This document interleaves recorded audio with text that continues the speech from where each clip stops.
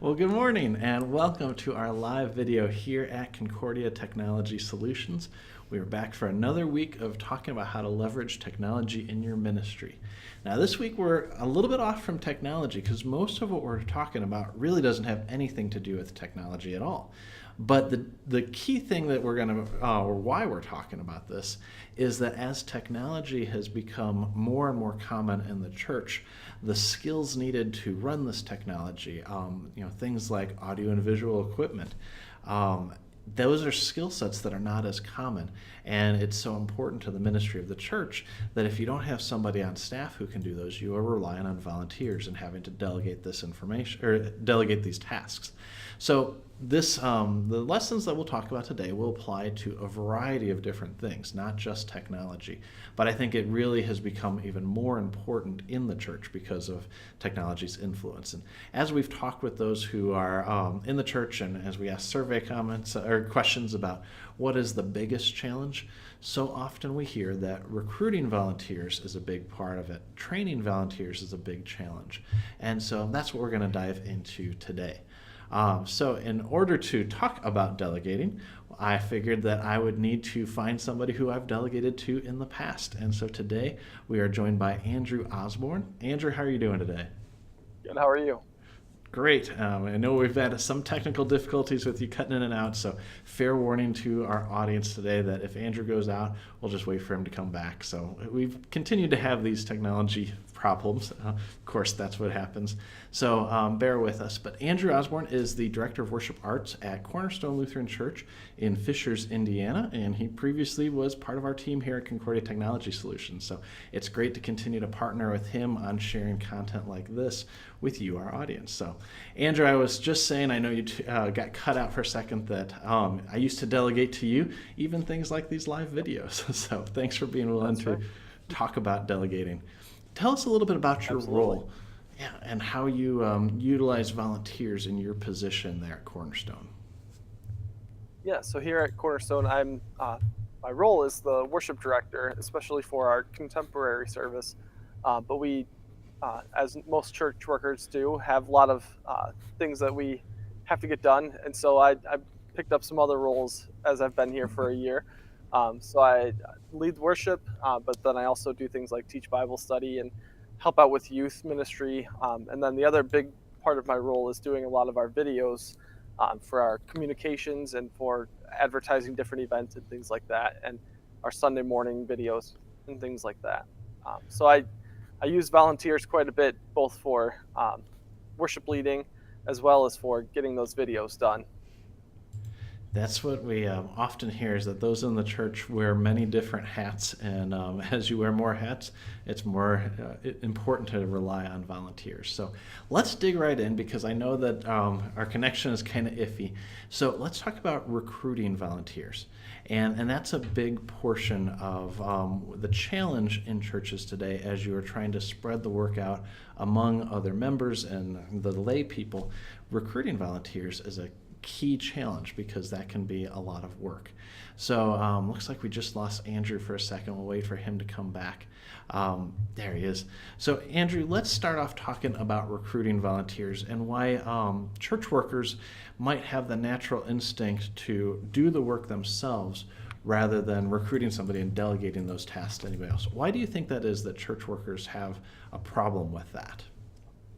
I think a lot of it has to do with insecurity about what they're doing or what we're doing, because I have this issue sometimes as well. We feel like in order to justify what the church is paying us and to keep our jobs, we need to be doing more and working harder and staying at the church longer hours and all those sorts of things. But it's really not healthy either for you or for the church for you to be thinking that way.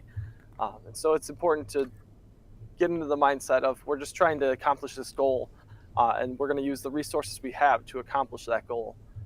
So if you have the people in your congregation that you can lean on to do those different tasks and assist you, it's better to build them up and give them the opportunity to serve. And you can be kind of more like a manager, making sure that the things are getting done and the people have the tools they need, rather than just doing it all yourself. And I really like that concept and that focusing on the end goal. And it's not about who is doing it, it's about that it's getting done. So Right. once a church worker gets past that idea, why can it be so hard to recruit volunteers to help? I think a lot of it is just we're not used to recruiting volunteers, so we may have an idea of how to do it, but for a lot of us, it's difficult because we're not very good at it. We don't know the strategy of finding people. I know when I first started trying to recruit volunteers at my previous church, uh, I went about it by just making an announcement up front on a Sunday morning saying, "Hey, we need videographers to record our services," and I barely got any takers because I was just laying out a blanket ask and asking anyone rather than going to specific people. I think people are much more likely to volunteer for something if you go to them personally and say, "Hey, I heard that you're really good at this," or "I think you would be a really good fit for this position, and I only need you to do this," and kind of fill in the gaps for them so that they know what they're going to be doing and allowing them to do that. That's great. And I think that's a way to show people that you are looking at them from their skill sets and the strengths that God has given them, and not just looking at them as a warm body or somebody with a pulse who can fill the gaps and just kind of just do that brute labor and the task. It's really looking at them as an individual and saying, we value the gifts that God has given you, and we're asking for you to use those gifts in service to Him and His church. And that's a great sales pitch to go about it. So let's talk about training volunteers next. As we look at this kind of ideal of having somebody who is both willing and able, sometimes we just find people who are willing. So can you talk about how you go about training willing volunteers, Andrew? Yeah. So a lot of times I'll have people who, or not a lot of times, but occasionally I'll have someone who does videography for a living and knows how to do the stuff, and I barely have to do any training with them. But for the most part, most of our volunteers are high school kids or adults who have nothing to do with videography or maybe even technology, but they're just willing to help out. So a lot of the training depends on me or other people who are helping me to do that training. And so a lot of times I'll find one point person to kind of lead the training, and I'll teach them everything there is to know and let them do a lot of the training themselves. So it's not all reliant on me. That's a really good approach, and I know that comes with some challenges of having the time to train a volunteer on the tasks that are needed to be done versus just doing them yourself. And I know I struggle with that here at work. I struggle with that at church, even sometimes at home with my kids, that the time spent on training somebody is not any quicker or maybe sometimes longer than doing it myself. But what are your thoughts on deciding how to invest the time either in doing it yourself or investing the time in a volunteer and training them? Yeah, I mean, there can be times where it's just quicker and easier to do a task yourself. Um, but again, it's not as empowering for your volunteers. So if it's something that you could do, but it doesn't make a big deal whether or not it's you or not, and you could give someone else the opportunity to serve, a lot of times it's better to give them that opportunity because the church isn't about us who work for the church. The church is the people who attend the church. So giving them that chance to see that they're part of this church and they're not just showing up on a Sunday morning and leaving and then doing their other things throughout the week. They're part of making sure the church is staying afloat, and they're part of the leadership. Giving them that opportunity can be great for them. I love that too. Again, it goes back to the goal of the church, but it's also putting the attention back on the individual and saying, how do we get more people involved in working towards the goal of the church rather than just about who gets credit for who's doing what? It's important to get the things done, but by involving more people, you're getting more people along on that mission, and that's really exciting.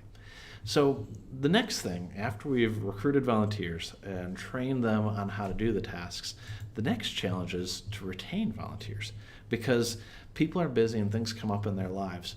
What are some of the obstacles that churches face and church workers face in retaining or keeping volunteers for the long term? I think for a lot of us, once we find a solid volunteer, we really kind of lean on them to do everything. So I have one guy who he is kind of my main guy that I lean on for the sound booth at our church, and I let him kind of run the slides and manage the volunteers and things like that.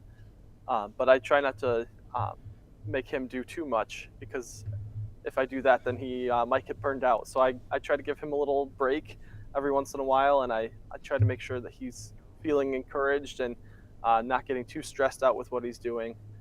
But I also try to make sure he feels encouraged in other ways. I'll send him notes saying thank you, and this next weekend I'm taking to a Michigan football game just as a thank you. So try to do different things like that. I'm sure the Michigan football game is all about him and not about your love of Michigan sports.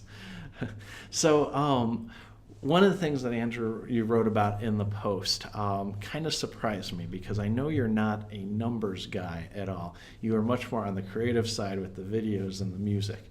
But you talk about numbers in terms of multiplication and not addition. And I thought that was an interesting way of approaching that rather than just adding volunteers, you multiply them. Can you explain what you mean by that? Yeah, so I actually heard this in context of discipleship. When we're making disciples for Jesus, we're not necessarily trying to add one person at a time. We're trying to disciple one person who can disciple another person. And I think that's a great fit for volunteers and managing volunteers. You want to bring people in who can serve, but you don't want to be the only person in contact with them, training them, making sure they feel encouraged. You want to be training one person who can then go and train another person, and you can continue that cycle down the line. So my tech booth guy, I have him working with our high school guys and with our other adult volunteers and training them, and hopefully they'll eventually start training other people. So it's not all relying on one person. And if you lose one person, you still have a chain of other people who can fill those gaps. And it's really kind of snowballing your volunteers rather than just adding one at a time. And that really comes full circle then, that as you are going about multiplying, it makes it easier to recruit in the next thing. And so it just becomes this kind of cyclical effect. Very good. Now, I know you approach this not as one who is an expert on delegation, but one who is continually learning. What advice do you have, or what are some of the things that you have learned that maybe you haven't mentioned already that would be helpful to our viewers today as they are going about learning how to delegate better? I think the biggest thing is just staying humble about what you do. It's easy for us to kind of pump up our ego if we're doing all the work and people see us as the point person, but a lot of leadership is standing in the background and being willing to not be the person that people look to, but rather in empowering other people to be that person. And that can be difficult for us. Like I said, we want to keep our jobs. We want to keep our pay so we can live and provide for our families. But I think it's going to be better for the church in the long run, and probably better for your family and for what you are making, to be encouraging other people, because that's going to continue to help things grow rather than trying to be the point person for everything. Nothing's going to grow that way. Well, that is excellent encouragement, and I think it's something that we all need to hear regularly. And again, it points right back to that mission, and it's not about us, it's about sharing the gospel with others. So, Andrew, thank you very much for joining us today and talking about this. It's always exciting to hear how things are going for you there at Cornerstone. I know you guys have a vibrant and growing ministry, and you're reaching a lot of people with God's Word. So thanks for joining us again today. And for our audience, I appreciate you watching again. We will be tuning in again next week as we go back to a little bit more of a technology-focused topic in the communication realms about why a church should have a blog.